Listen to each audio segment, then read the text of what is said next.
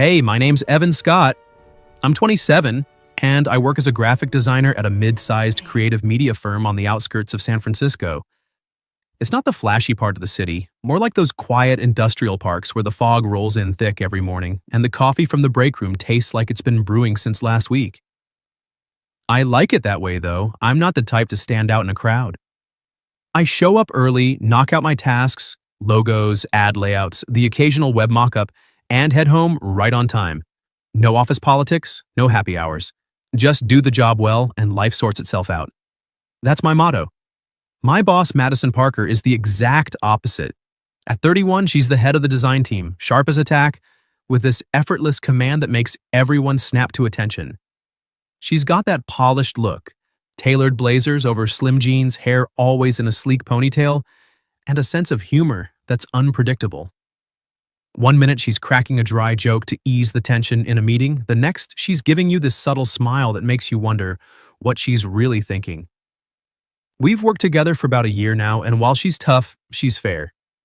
She pushes the team hard, but I've never felt like she was playing favorites. It was a Thursday afternoon when things took a turn I didn't see coming.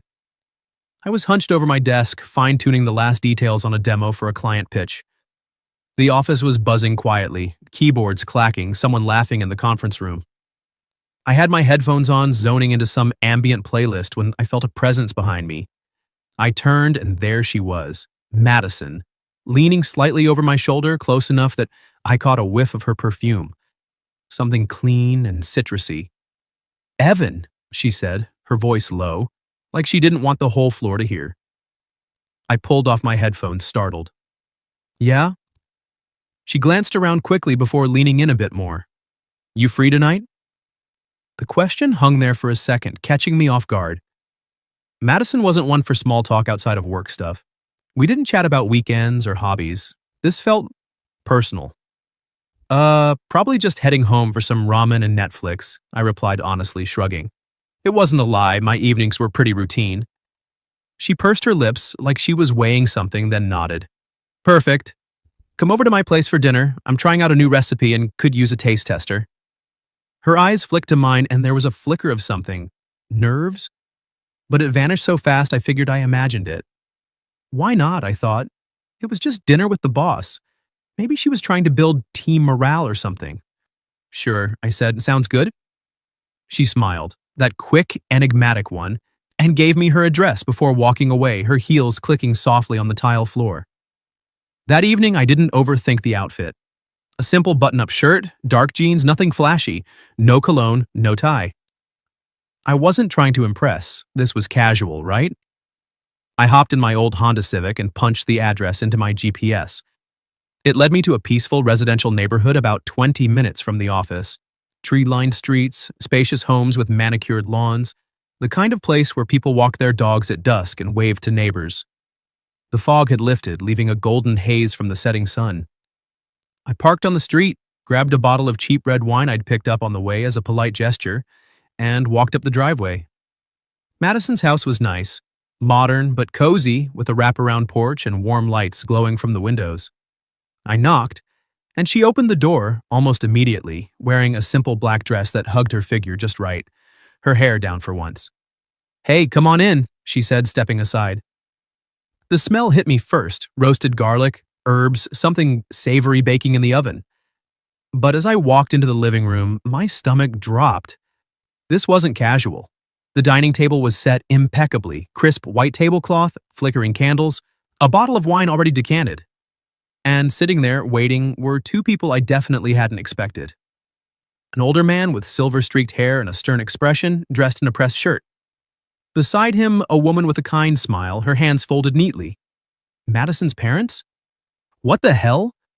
Before I could process it, Madison slipped her arm through mine, pulling me closer with a familiarity that made my pulse spike. "Mom, Dad," she said, her voice steady but with an edge I hadn't heard before.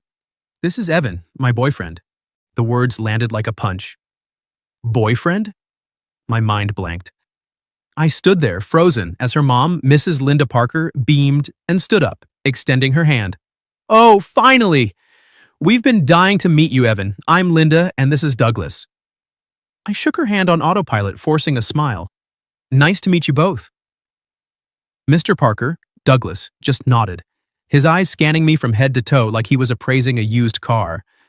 No handshake, no warmth. Just that piercing gaze that said everything without a word. Who are you and why are you here? Madison's grip on my arm tightened just a fraction, and in that moment, I got it. This wasn't a joke or a mistake. She needed me to play along. For whatever reason, I was in the middle of this now. My heart hammered, but I didn't pull away. Instead, I squeezed her hand back, hoping it came off as reassuring. As we sat down, the room felt smaller, the candlelight casting long shadows. This dinner? It was anything but what I'd signed up for. We sat down at the table, and for the first few minutes, it felt like any awkward family dinner. Polite small talk, the clink of silverware, the faint hum of the oven timer in the background. Linda dove right in, her enthusiasm cutting through the tension like a knife through butter. "So, Evan, tell us about yourself," she said, pouring wine into my glass with a warm smile. "What do you do at the company?" I glanced at Madison, who nodded subtly, her hand still lightly on my arm under the table. "I'm a graphic designer," I replied, keeping it simple. "I handle layouts, branding stuff, mostly digital assets for clients." "Oh, how creative," Linda beamed, passing me a basket of bread. "Madison's always been the artistic one in the family. How did you two meet?"